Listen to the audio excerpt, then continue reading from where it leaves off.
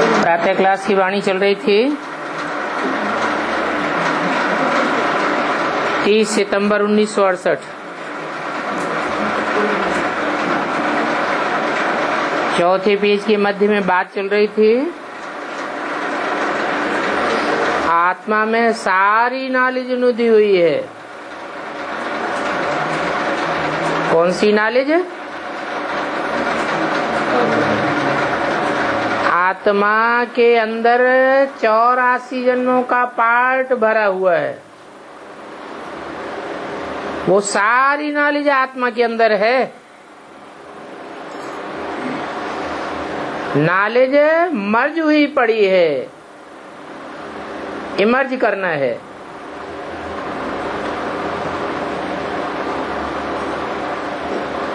आत्माओं का बाप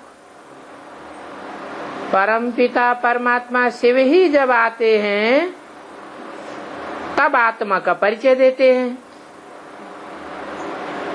और परिचय कोई सारा नहीं देते हैं, सार में परिचय देते हैं। तुम ज्योति बिंदु आत्मा हो। जितना जितना ज्योति बिंदु में टिकेंगे अपनी आत्मा की सूक्ष्म स्टेज को पकड़ते जाएंगे। मन बुद्धि को ही आत्मा कहा जाता है। मन बुद्धि जितना सूक्ष्म स्टेज में टिकेगी उतना ज्ञान की गहराइयों में जाएगी और अनेक जन्मों का मनन चिंतन मंथन स्वतः ही आत्मा में खुलता जाएगा।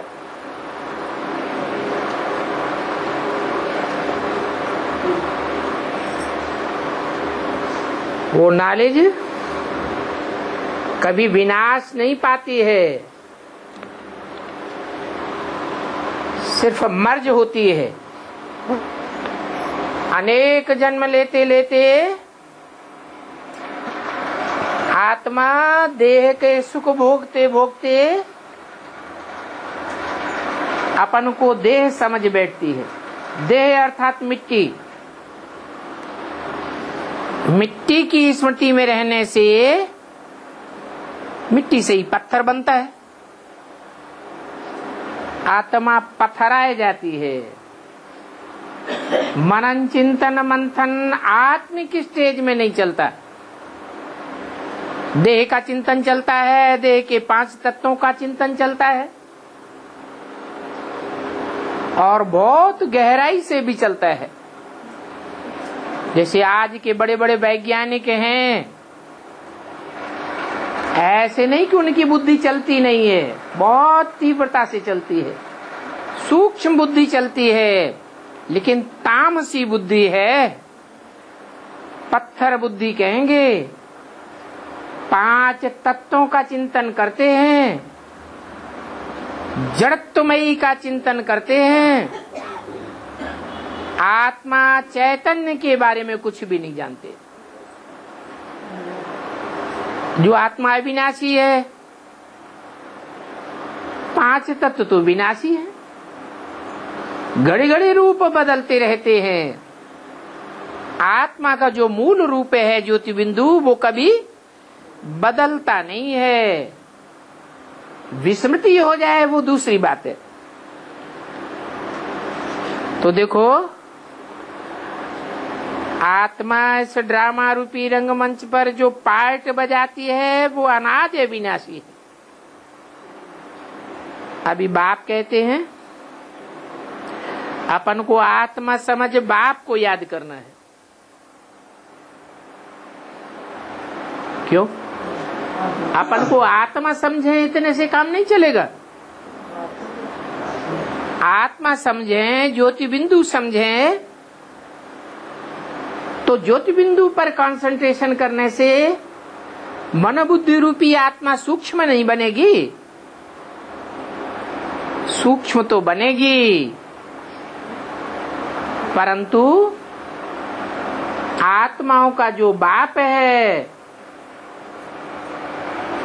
अति सूक्ष्म है। उससे जास्ती सूक्ष्म और कोई होता ही नहीं। उसका संग जितना करेंगे बुद्धि से, उतना तीव्रता से बुद्धि पवित्र बनती जाएगी। वो एवर प्योर है और आत्मा एवर प्योर नहीं हो सकती। इसलिए अपनी आत्मा को भी याद करना है और आत्मा के बाप को भी याद करना है, परंतु पहचान करके याद करना है। सिर्फ इतना समझ लेने से बात पूरी नहीं होती कि मैं आत्मा ज्योति बिंदु हूं, मेरा बाप ज्योति बिंदु। बाप ज्योति बिंदु तो है, लेकिन सभी आत्माएं ज्योति बिंदु है। तो कैसे पता चलेगा कि हमने आत्माओं के बाप को ही याद किया? बाप अपनी सारी जानकारी देते हैं, नाम रूप गुण धाम कर्तव्य सब बताते हैं कि मैं हर आत्मा में व्यापक नहीं हूं, मैं कण कण में व्यापक नहीं हूं। अगर आत्माओं में व्यापक हूं, कण कण में व्यापक हूं, फिर तो स्पेशल संग का रंग तो नहीं मिलेगा, फिर अनेकों का संग का रंग मिलेगा या एक का मिलेगा? अनेकों का हो गया, बुद्धि बिखर जाएगी। मन बुद्धि रूपी आत्मा बचाए एकाग्र होने के, खलास हो जाएगी। तो मैं असली परिचय देता हूं कि मैं एक व्यापी हूं। जो भी जन्म मरण के चक्र में आने वाली आत्माएं हैं, उन आत्माओं के बीच में एक आत्मा है जो सभी मनुष्य मात्र का बीज है। वो मनुष्य सृष्टि रूपी झाड़ का बीज है, भगवान नहीं है। वो भी आत्मा है, जन्म मरण के चक्र में आने वाली आत्मा है, विस्मृति स्वरूप में जाने वाली आत्मा है। और आत्माओं की तरह जन्म मरण के चक्र में आते आते अंतिम जन्म में जड़त्वमयी बुद्धि बनने वाली आत्मा है। परंतु वो सब मनुष्य आत्माओं का बीज है। मैं उस बीज रूप आत्मा में प्रवेश करता हूं, वो मेरा मुकर्रर रथ है।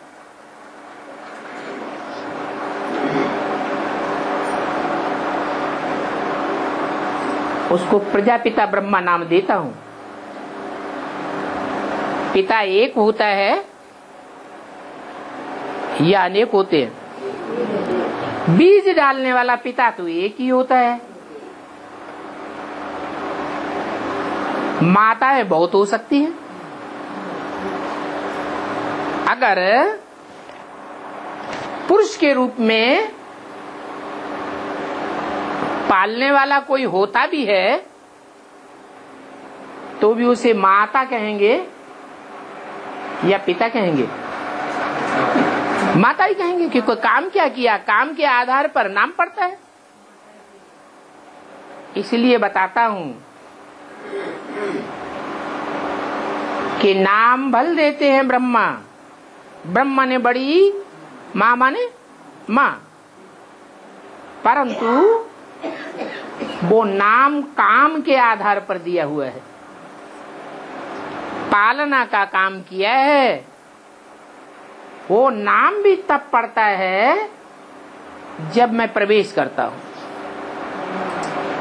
तो मेरे लिए ये गायन है, त्वमेव माता च पिता त्वमेव। माता के अनेक रूप हुए, परंतु पिता का एक ही रूप है। बल कोई पिता पालने वाला होता है तो पालने वाले को माँ कहेंगे या पिता कहेंगे? क्या कहेंगे? माँ ही कहा जाएगा। इसलिए बताया कि ब्रह्मा अनेकों के नाम हो सकते हैं, लेकिन प्रजापिता ब्रह्मा एक ही है।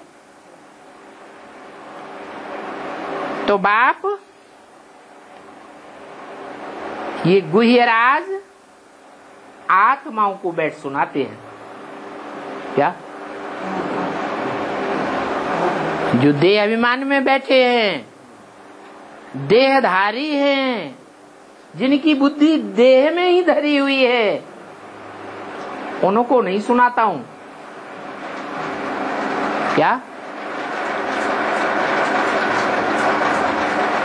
इसलिए बोला कि आत्मा रूपी सुई की सारी कट जब उतर जाती है, तब मैं तुम आत्मा रूपी बच्चों को डायरेक्ट सुनाता हूं।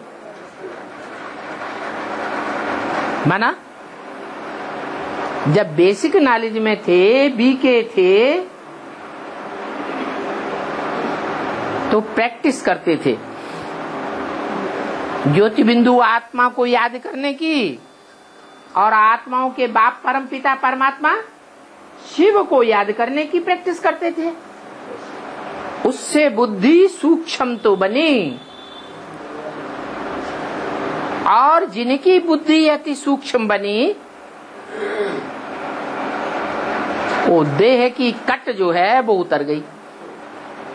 बेसिकली ये देह अभिमान की स्मृति उतर जाती है, कट उतर जाती है। उन आत्माओं से मैं बात करता हूं, देह अभिमानियों से बात नहीं करता हूं। पहचान क्या है? जो देह अभिमानी होंगे वो देह को ही याद करेंगे। ब्राह्मण बनेंगे तो भी ब्रह्मा की देह को याद करेंगे,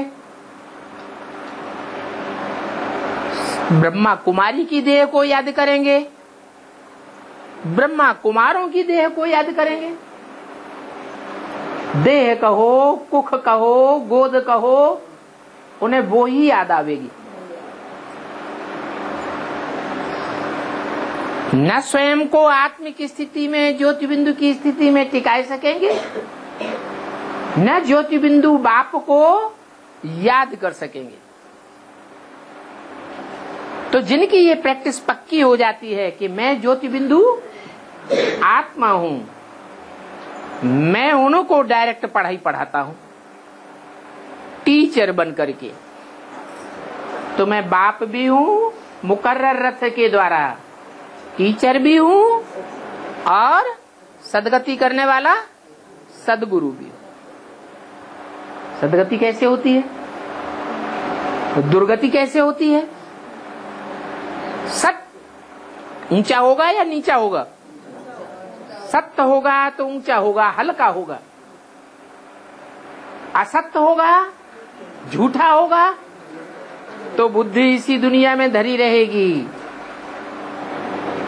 इसी दुनिया में चक्कर काटती रहेगी, नीची स्टेज में बुद्धि बनी रहेगी। मैं सत्य धाम का वासी हूं। कौन? शिव बाप। तो सत्य बनाने आता हूं, सच्ची बात बता करके सत्य युग में ले जाता हूं। मुझे सच्चे प्रिय है, सच्चे दिल पर साहब राजी होता है। तो जो ऐसा पक्का पुरुषार्थ करते हैं, आत्मा बनने का पुरुषार्थ करते हैं, प्रैक्टिस करते हैं, और आत्मा के बाप को याद करते हैं, उनकी स्टेज आत्मिक बनती है। उन आत्माओं से मैं बात करता हूं, उन आत्माओं को बैठ सुनाता हूं, अनेक जन्मों का राज बताता हूं। देखो ये ड्रामा का चक्कर तो फिरता रहता है। हर 5000 वर्ष के बाद ये ड्रामा का चक्कर फिरता है और मैं आता हूं, आ करके तुम्हारी देह अभिमानी की कट उतारने का तरीका बताता हूं। क्या तरीका बताया? अपन को ज्योति बिंदु आत्मा समझो और मुझ ज्योति बिंदु बाप को याद करो। तो ये प्रैक्टिस तो पक्की हो गई कि मैं स्टार ज्योति बिंदु आत्मा हूं। ये बेसिक पढ़ाई हो गई, आखिरी पढ़ाई नहीं है। आखिरी पढ़ाई पढ़नी है वो है मैं आत्मा कौन कौन सा पार्ट मैंने बजाया है, किस किस जन्म में, किस किस देश विदेश में, देश विशेष में कैसा कैसा वंश में मैंने जन्म लिया है। ये बात भी बुद्धि में बैठ जाए। अनेक जन्मों की हिस्ट्री आत्मा में खुल जाए, तब कहेंगे आत्मा को ज्ञान हुआ, नहीं तो अज्ञानी ही कहेंगे।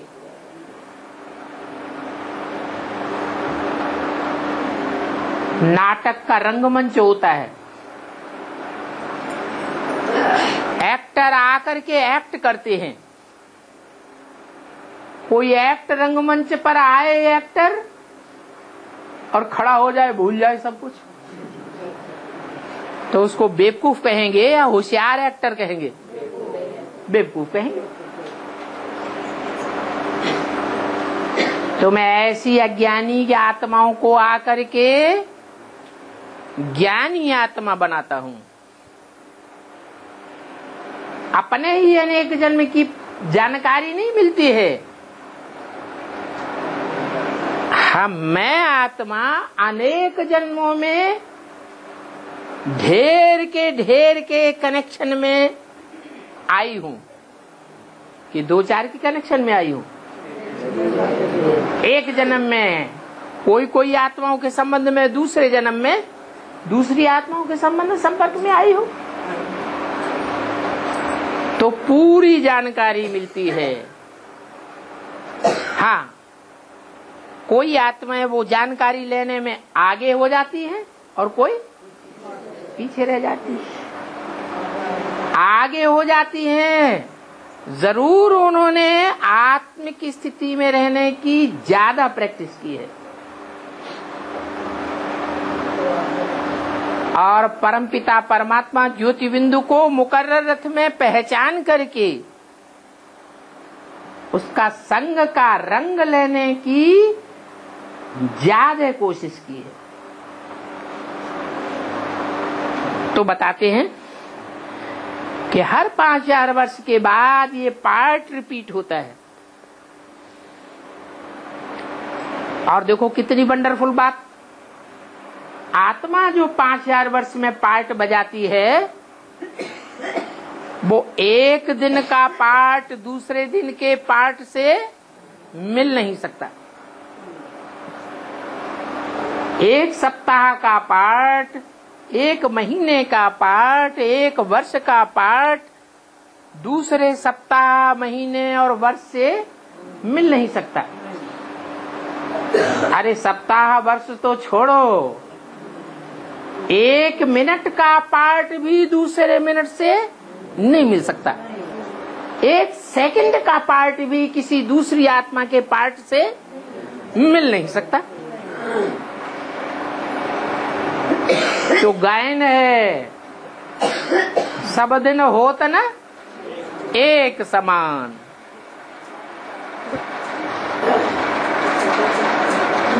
बढ़ती घटती होती रहती है, पार्ट शूट होता जाता है।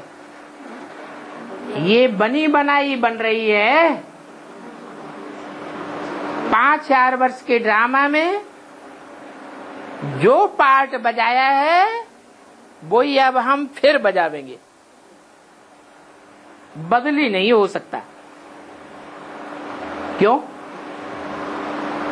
नियम है। यहां जितने बैठे हैं, जहां से आए हैं वहां वहीं वापस जावेंगे। जो जहां से आया है वहां वापस जावेगा जरूर। तो ये क्रम आत्माओं का भी है। आत्माएं परम धाम से आई हैं और इस सृष्टि पर जन्म जन्मांतर चक्कर काटा है।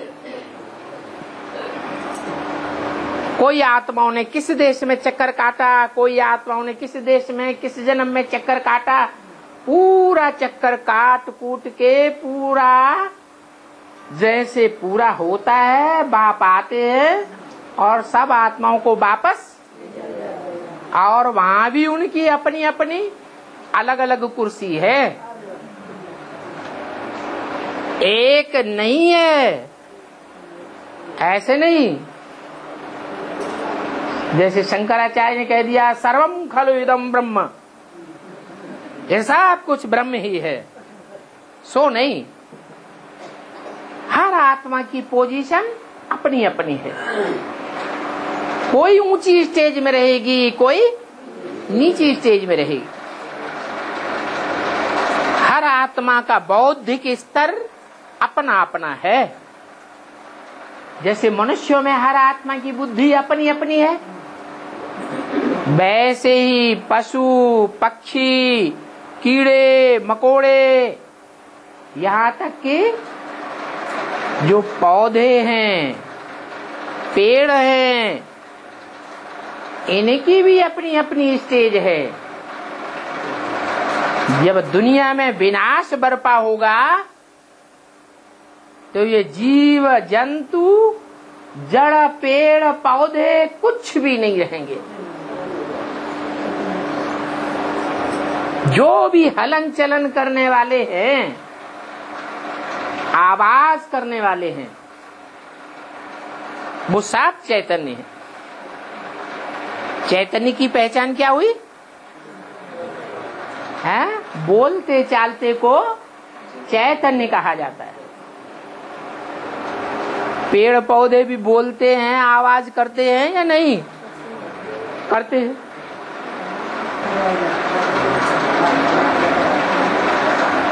जैसे मनुष्य आवाज करता है वैसे पेड़ पौधे भी आवाज करते हैं। उनको भी सुख दुख अपने तरीके से होता है या नहीं? पेड़ की एक जड़ एक तरफ की काट दो, ऊपर देखो वो तना सूखने लगेगा।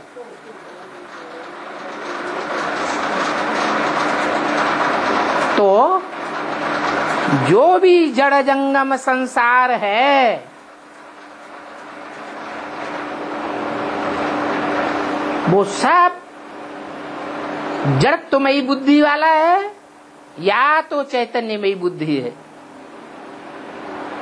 सब आत्माएं परमधाम वापस जावेंगी, लेकिन उनके ठहरने का स्थान अपना अपना होगा। जो जितनी तीक्ष्ण बुद्धि वाला होगा, सात्विक बुद्धि वाला होगा, वो उतना ही ऊंची स्टेज में रहेगा। कैटेगरीज भी बता दी। जो धर्म जितना श्रेष्ठ होगा वो सृष्टि के आदि काल में आवेगा या अंत में आवेगा? है आदि काल में आवेगा। झाड़ में क्रम बता दिया।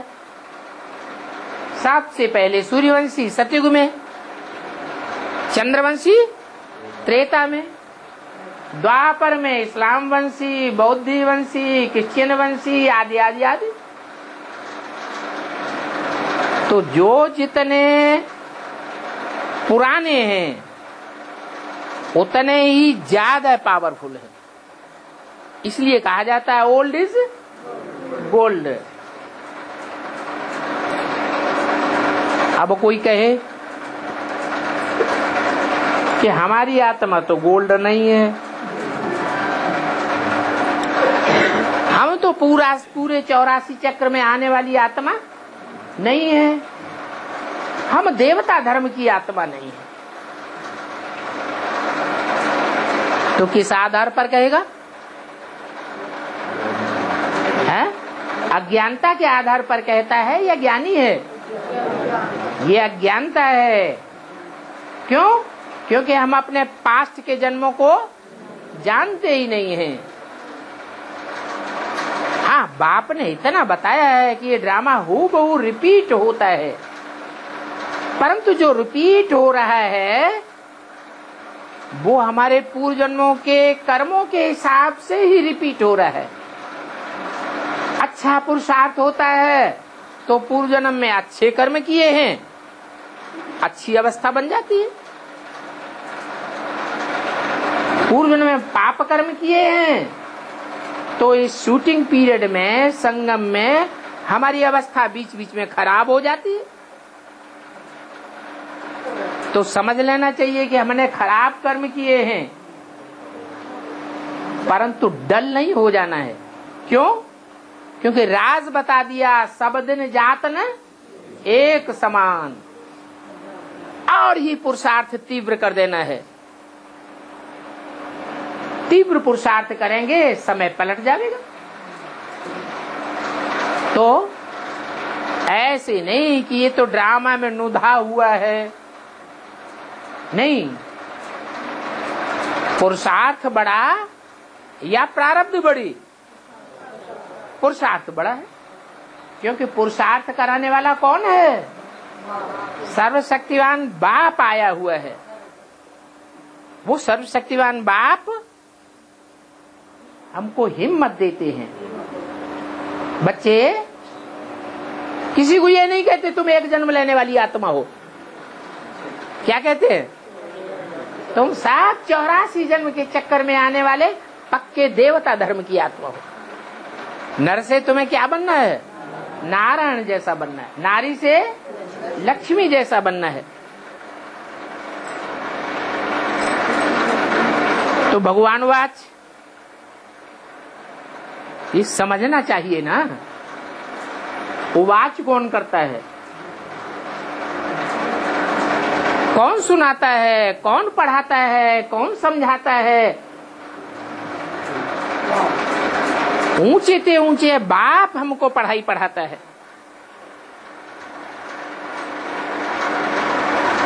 वो टीचर बनकर के आया हुआ है, सुप्रीम। उससे ऊंचा टीचर दुनिया में कोई होता नहीं है। कृष्ण को थोड़े ही टीचर कहेंगे। क्यों? कृष्ण को ऊंचे ऊंचे टीचर क्यों नहीं कहेंगे? हैं? क्योंकि जन्म मरण के चक्र में आता है। इसलिए भल है भक्ति मार्ग में कह दिया है कृष्ण गीता का भगवान कृष्ण भगवान वाच।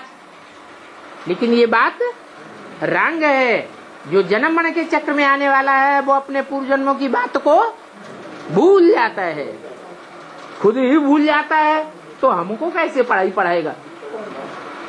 तो हमको पढ़ाई पढ़ाने वाला तो ऊंचे ते ऊंचे बाप है, जो ऊंचे ते ऊंचे धाम का रहने वाला है। इस सृष्टि पर भी आता है, नीच सृष्टि पर आता है, नीच मनुष्य में प्रवेश करता है।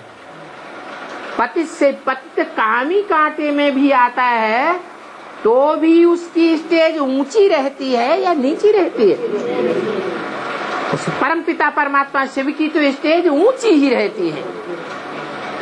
और जितने भी ग्रेट फादर्स हैं, महान धर्म पिताएं हैं, इब्राहिम, बुद्ध, क्राइस्ट, गुरु नानक, इतने प्रसिद्ध आत्माएं हैं संसार की, वो भी संग के रंग में आकर के नीचे गिरती है। लेकिन परमपिता परमात्मा शिव नीच से नीच के संग में आता है, फिर भी नीचे नहीं गिरता है। कहाँ आता है? कहाँ आता है?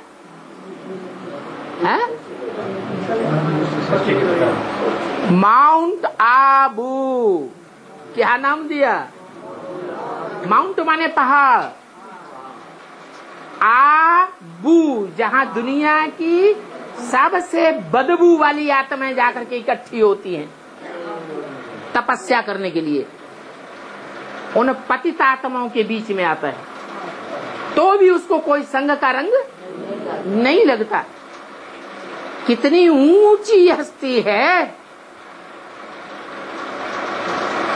तो बच्चों को याद रखना चाहिए कि हमको पढ़ाने वाला टीचर ऊंचे ऊंचे है।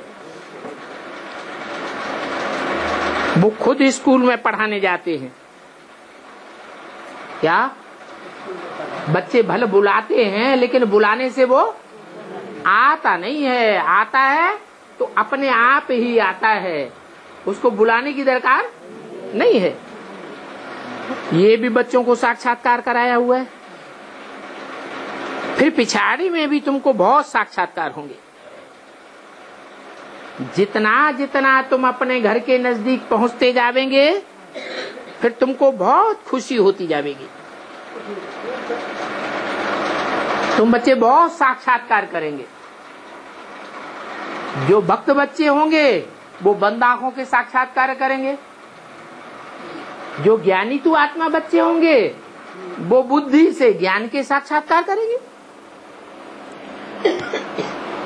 हाँ, अभी तुमको इतना ध्यान में नहीं जाने देते हैं। ये तो घूमना फिरना हो गया, क्या बंद आंखों के साक्षात्कार में जाना। इसको कोई ज्ञान अथवा योग नहीं कहेंगे। घूमने फिरने से कोई को परीक्षा में मार्क्स नहीं मिल जाते हैं।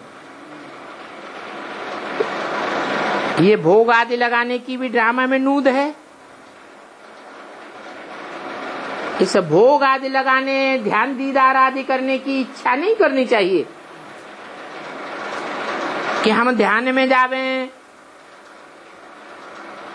तब हम मानेंगे, हमें साक्षात्कार होवे तब हम मानेंगे। नहीं, ये सब भक्ति है। वो भक्त लोग सिखाते हैं कि ऐसे ऐसे देवियों की पूजा करो तो तुमको देवियों का साक्षात्कार हो जाएगा। चंडिका देवी का देखो कितना मेला लगता है। अच्छा, चंडिका का दर्शन हो गया, महाकाली का, परंतु उससे फायदा क्या होगा? फायदा तो कुछ भी नहीं। और यहाँ तो बाप कहते हैं तुम इन आंखों से मेरे को देख भी नहीं सकते हो। किसको? भगवान को। भगवान को इन आंखों से देख सकता है कोई? है? नहीं देख सकता। क्यों? हनुमान को देख सकते, देवियों को देख सकते, लक्ष्मी नारायण का साक्षात्कार कर सकते, भगवान का क्यों नहीं कर सकते? हैं? वो असल में तो बिंदु है। क्या है? ज्योति बिंदु है। मेरा नाम शिव ही है, मेरी बिंदी का नाम शिव है, ये मेरा असल नाम है। बाकी जब तन में प्रवेश करते हैं तो जैसा काम करते हैं वैसा मेरा नाम पड़ जाता है। तो जो असल शिव है ज्योति बिंदु, उसको तो कोई इन आंखों से देख ही नहीं सकता। तुम अपनी आत्मा का भी दीदार कर सकते हो। इन दीदों से, इन आंखों से अपनी आत्मा को भी नहीं देख सकते। आत्मा बिंदी है ना, अति सूक्ष्म बिंदी है। दिखाते हैं रामकृष्ण अपने गुरु के सामने बैठा तो देखा उनकी आत्मा हमारे में प्रवेश हुई। अच्छा, दीदार हो गया, फिर फायदा क्या हुआ? स्वर्ग में चले गए क्या? नहीं। हाँ, अल्पकाल की खुशी आ जाती है। ऐसे ही दूसरों में सोल प्रवेश कर सकती है। क्या? परंतु ये सिर्फ साक्षात्कार की बात है।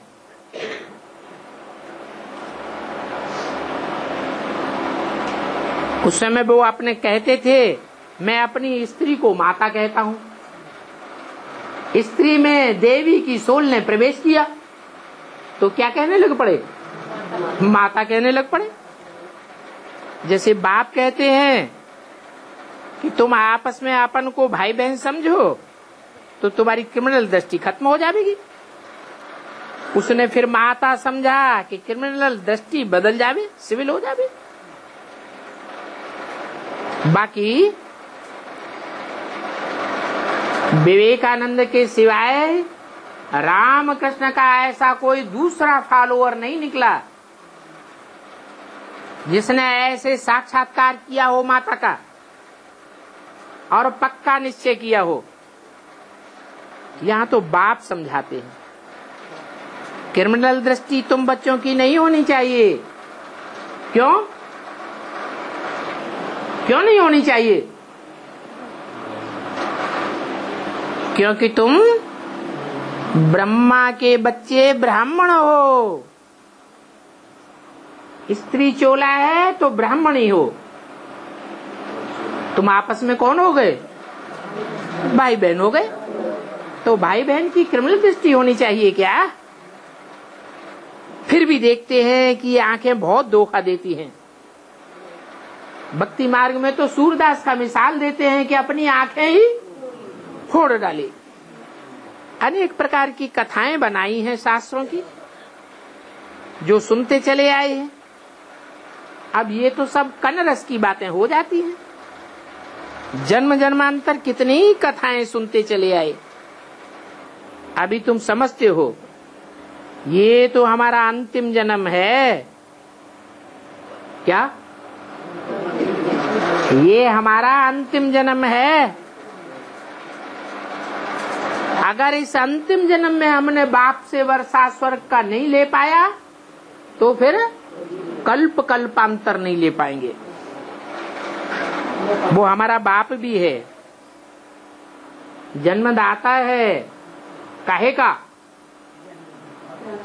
आत्मा का जन्मदाता है। ऐसे नहीं, आत्मा पहले थी नहीं, थी तो, परंतु हमको उसका ज्ञान नहीं था।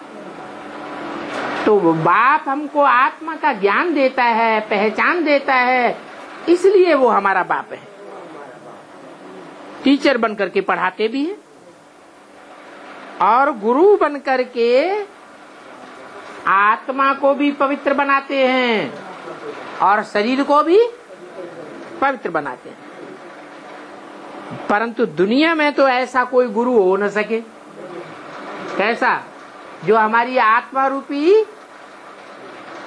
एक्टर को और शरीर रूपी नवैया को, दोनों को पार लगाने वाला खेवैया निकले। बड़े बड़े महात्माएं हुए, परंतु ऐसा तो कोई ने नहीं किया। ये बेहद का बाप भी है, टीचर भी है, सदगुरु है, परंतु इसको कोई जानते ही नहीं है। शिव की सारी पाग, सारी बढ़ोतरी किसके ऊपर रख दी है? बाप के ऊपर रख दी। शिव तो बाप है ही, उसकी सारी बढ़ाई किसके ऊपर रख दी है? अरे कृष्ण बच्चे के ऊपर रख दी। भगवान किसको बना दिया? कृष्ण को भगवान बनाई दिया। कृष्ण की तो बहुत पूजा करते हैं, कितने व्रत रखते हैं, नेम करते हैं, निर्जल रखते हैं। उनकी बैकुंठपुरी में जाने के लिए क्या क्या करते हैं, परंतु कितना भी कुछ करें, 63 जन्म करते ही आए हैं, लेकिन बैकुंठपुरी में तो कोई गया ही नहीं। मीरा ने कितनी भक्ति की कृष्ण की, फिर बैकुंठपुरी में गई क्या? तुम समझते हो।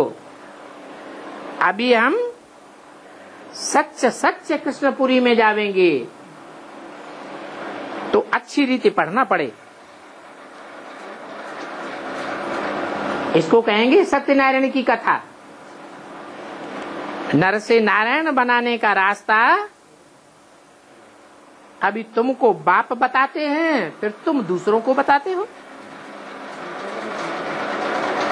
अच्छा, मीठे मीठे सिकील दे रूहानी बच्चों के प्रति, सबको नहीं है, क्योंकि बहुत से ऐसे यहाँ से बाहर निकलेंगे मुंह लटक जाएगा। बड़ी परेशानी है, बहुत दुख है। हे शिव बाबा, हम आपके बच्चे बने फिर भी हम इतने कुछ।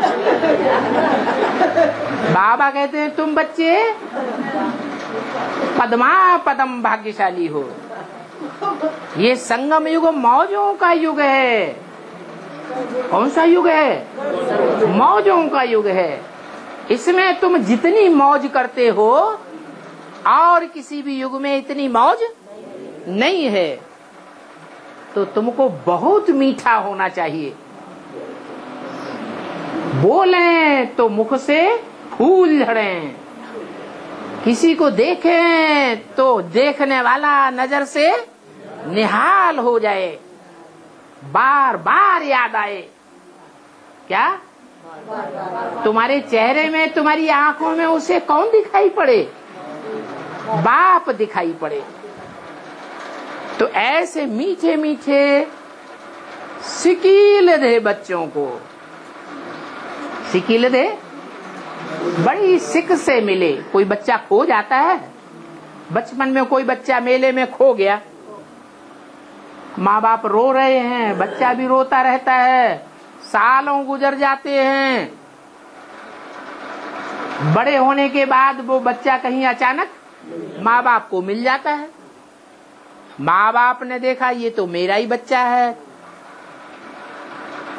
तिल का निशान है, मस्से का निशान है, आंखें वही हैं, चेहरा वही है, याद आ जाता है मेरा ही बच्चा है। वो भी माँ बाप को पहचान लेता है तो कितनी खुशी होती है। तो ऐसों को कहा जाता है सिक सिक से मिले हुए, बहुत प्यार से मिलते हैं। तो तुम बच्चे कितने समय से बिछुड़े हुए हो? हैं? बाप से कितने समय से बिछुड़े हुए हो? 5000 साल से बिछुड़े हुए हो। थोड़ा याद करो। हाँ, जो भी एडवांस में आने वाले बच्चे हैं वो अच्छी तरह अगर ज्ञान उठाए लेते हैं तो उनकी बुद्धि में आ सकता है कि जब ज्ञान यज्ञ शुरू हुआ था सिंध हैदराबाद में, तो वहां सिंध हैदराबाद की पूरी पब्लिक को संदेश मिल गया था कि ऐसा एक सत्संग शुरू हुआ है कि वहां जो जाता है वो साक्षात्कार में चला जाता है, उसको भगवान का दर्शन हो जाता है, कृष्ण भगवान का दर्शन हो जाता है। उस समय आबादी कितनी थी सिंध हैदराबाद की? 9 लाख। वो 9 लाख आबादी वाले बच्चे वो सब एडवांस में आ जाते हैं बाद में। कोई दोबारा जन्म लेकर के आते हैं और कोई बेसिक से शरीर छोड़ करके तुम दोबारा जन्म लेने वाले बच्चों में प्रवेश करके ये ज्ञान सुनते हैं। अभी भी ऐसी आत्माएं हैं जो बेसिक में बाप को नहीं पहचान सकी और शरीर छोड़ दिया। वो आत्माएं अभी भी प्रवेश करके ज्ञान उठाए रही हैं। तो चाहे प्रवेश करने वाले हो, चाहे जिनमें प्रवेश हो रहा है वो सन्मुख बैठ करके सुनने वाले हो, दोनों तरह के बच्चे मेरे सिकील दे बच्चे हैं। क्या सिक सिक से, माने बड़े प्यार से मिलता हूँ। क्यों? यज्ञ के आदि में प्रजापिता के रूप में उन बच्चों को देखा था। बाप ने किसमें प्रवेश करके देखा था? हैं? ब्रह्मा में नहीं, किसमें? प्रजापिता में प्रवेश करके उन बच्चों को देखा था, और अभी फिर देख रहे हैं। तो सिकील दे बच्चे हैं, मीठे मीठे भी हैं और सिकील दे भी हैं, साथ ही रूहानी बच्चे भी हैं। रूहानी कैसे? अपने को रूह समझने वाले होंगे तभी तो रूहानी हुए। जो प्रवेश करने वाले हैं वो सूक्ष्म शरीरधारी हैं, देह का सूक्ष्म भान रखने वाले हैं, ये रूहानी है। उनको देह का भान रह गया शरीर छोड़ते समय, इसलिए सूक्ष्म शरीरधारी बनना पड़ा। वो फिर रूहानी कैसे है? नहीं, वो जब प्रवेश करते हैं तो जिसमें प्रवेश करते हैं वो रूहानी है या नहीं है? रूहानी है। और बाप उन रूहानी बच्चों को देखते हैं क्या? तो बाप की दृष्टि का भी उनको लालच रहता है, और जिनमें प्रवेश करते हैं वो भी रूहानी हैं। इसलिए जब प्रवेश करते हैं तो वो प्रवेश करने वाली आत्माएं भी क्या बन जाती हैं? रूहानी बन जाती हैं। इसलिए बोला कि मीठे मीठे सिकीले रूहानी बच्चों प्रति रूहानी बाप।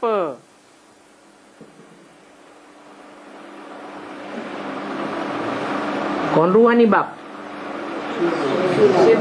शिव बाप, ज्योति बिंदु शिव बाप। शंकर नहीं, ब्रह्मा नहीं, कौन? जो सदा शिव रूहानी बाप है और दादा है। उसका याद प्यार, गुड मॉर्निंग। रूहानी बच्चों को रूहानी बाप का नमस्ते। बाप दादा नमस्ते नहीं करते। बाप दादा क्या करते हैं? याद प्यार और गुड मॉर्निंग करते हैं। याद प्यार करते हैं, गुड मॉर्निंग करते हैं। गुड मॉर्निंग में और नमस्ते में क्या अंतर है?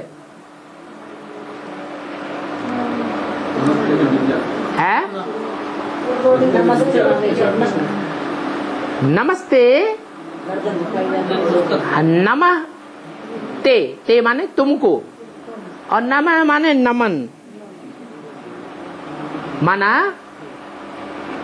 जो देहधारी होते हैं, देह अभिमानी होते हैं, जिनकी देह में बुद्धि धरी रहती है, वो सर झुकाते हैं क्या? वो नहीं सर झुकाते हैं, वो दूसरों को झुकाना चाहेंगे, खुद सर नहीं झुकाएंगे। उनको रूहानी नहीं कहेंगे, सदा के रूहानी नहीं है। जरूर कब न कब देह अभिमान आ जाता है, और जो रूहानी सदा शिव है उसको कभी भी देहभान नहीं आता। इसलिए वो बच्चों से कहता है, बच्चे नमस्ते, मैं तुमको नमन करता हूँ। किन बच्चों को नमन करता हूँ? जो रूहानी स्टेज में रहने वाले बच्चे हैं उनको नमन करता हूँ। और नमन करता हूँ, झुकता हूँ, उसका प्रैक्टिकल स्वरूप क्या है?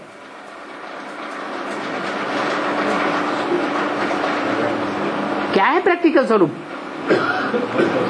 है उसका प्रैक्टिकल स्वरूप वाचा में भी बोलते हैं और कर्मणा में करके भी दिखाते हैं। बोलो, I am your most obedient servant. मैं तुम्हारा कैसा सर्वेंट हूँ? मोस्ट ओबीडेंट, ऐसा आज्ञाकारी, वफादार, फरमानबरदार, ईमानदार सर्वेंट तुम्हें जन्म जन्मांतर कभी कोई नहीं मिला होगा जैसा मैं तुम्हारा ओबीडेंट सर्वेंट हूँ। लेकिन कौन से बच्चों का? जो ज्ञान में आए और ज्ञान में आकर के बाप को पहचाने, और पहचानने के बाद रूहानी स्टेज में रहने में पास विद ऑनर हो जाए। क्या? कैसे हो जाएं? पास विद ऑनर हो जाएं। ऐसे रूहानी बच्चों के लिए मैं ओबीडेंट सर्वेंट बन करके रहता हूं। अभी अभी ऑर्डर करें, अभी अभी, जी हजूर आज।